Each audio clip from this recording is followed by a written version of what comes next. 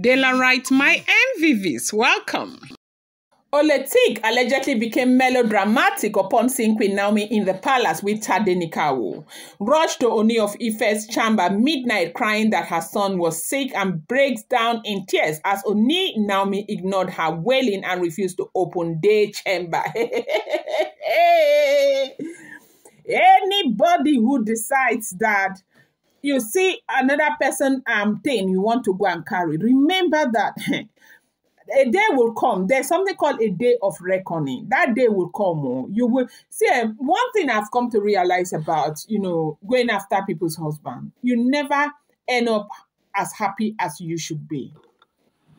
There are so many men in this world. I think that women should learn how to stick to their own, as in leave people's own alone. When you know that somebody has entered, allow that person deal with her problems. So don't carry yourself and go and put there, because you become a second feeder, which is what is happening to the whole of those Oloris. Whether you like it or yes, that is exactly what they are suffering.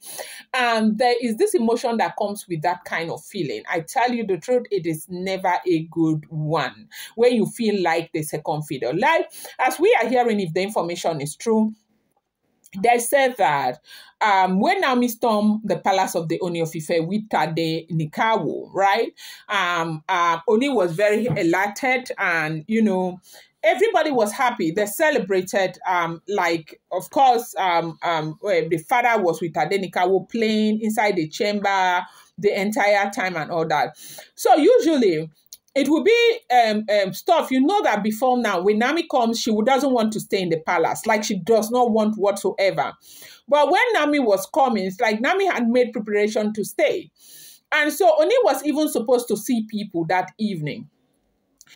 Some of the places Ooni was supposed to go to that evening, Ooni did not even go. Ooni had to cancel all of those appointments to spend time with Tadenikawo. That it was played, Tadenikawo and the papa, that they were just playing the entire time and all of that. Then when it was late in the evening, they brought dinner.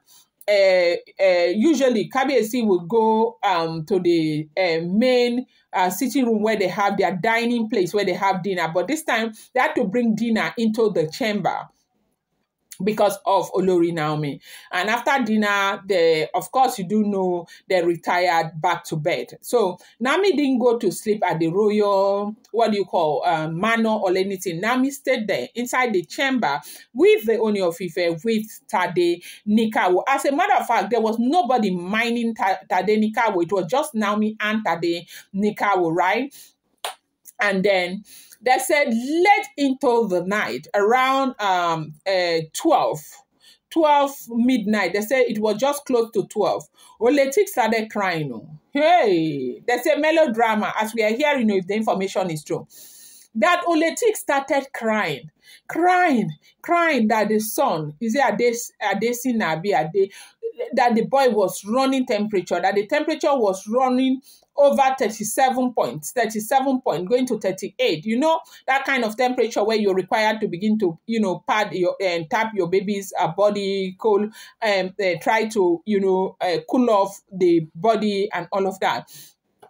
But they said Oletik now ran to the chamber, and they said she was crying outside, making a whole lot of fuss and all of that. And that was when maidens came out, and people came out. The nanny came out and held her that they should go inside. That why? And meanwhile, the mother is there. The mother had come to meet with her, and they said the mother was even there. And so she was crying that the boy is sick.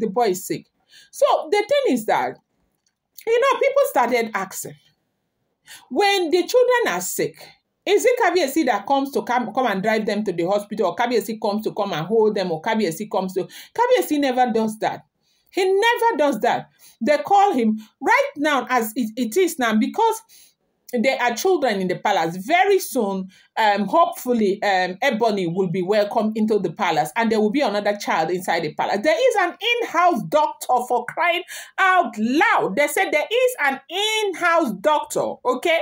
the in-house doctor doubles as a pediatrician because of the children that Kabiyesi is giving birth to right now. They had to bring an in-house doctor. There is a pediatrician in the palace of the Ooni of Ife, living there, an in-house doctor. They say he is practicing right there in Ile-Ife. Kabiyesi had to bring the woman inside the palace just because of the children that are inside the palace. So that, you know that there are times where children will start wahala midnight. You don't even know what to do. Now, if your place is not safe, like in Port Harcourt right now, in Nigeria, those people who are in Port Harcourt, they can attest to the fact that most very wealthy families have their in-house doctors right now, right? Or the doctors who are, you know, mobile, who are able to move at any time. The reason is that if somebody gets ill in Port Harcourt midnight, you either call the ambulance, and if you call an ambulance and the ambulance does not surface, you cannot get up midnight and start carrying your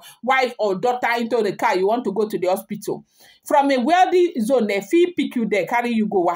Story don't come, right? So they say they have in-house doctors there.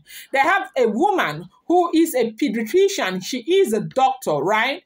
A children's doctor living inside the palace. Now, when the child became so hot, running that kind of temperature, what is the logical thing for you to do is to call the doctor, right? Now, you now left where you are, left the same child who is running temperature and now run to the chamber. So to go and do call Kabiyesi. Is Kabiyesi a doctor? The last time I checked, Kabiyesi is a shoemaker. With due respect to not shoemaker, cobbler. Kabiyesi is a cobbler, not Kabiyesi is a serial entrepreneur, one of the most brilliant, you know, black kings, and a king with a good heart. But Kabiyesi is a cobbler, not a doctor. So you run into Kabiyesi, you were only running to Kabiyesi to go and disrupt their night and make sure that they don't have peace that night and all of that. But the shocker of the century, as we are hearing, they say all that noise she made, the melodrama and everything. Kabiyesi did not call for her. Nobody, even they did not open the chamber. That the chamber, that the security was standing there looking morose, looking like somebody who is out of space. One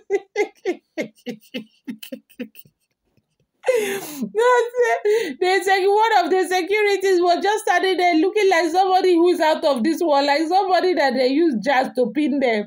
He did not even answer her because the man was just moving his head up and down. The reason happens to be that man knew exactly what Oletik was trying to achieve. But let me give you the cocoa as it is heard. They said now when the in-house doctor, after all the wahala, the in-house doctor woke up and went there by herself to go and check baby Adesina. Baby Adesina was just, is it baby Adesina? I don't know. You know they are twins, so I don't know the one that is Adesina or if it's the other one or what. They said the boy was just fine.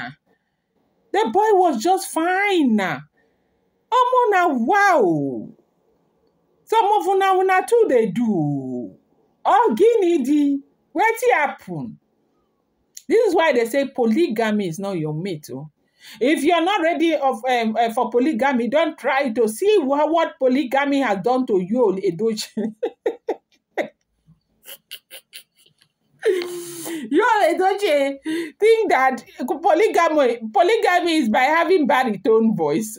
It's not baritone voice, so it's in your pocket as strength. You feel manager. So this alone should tell you that polygamy is not a joke. This is what we heard though. They say Oleti started crying because they did not answer her.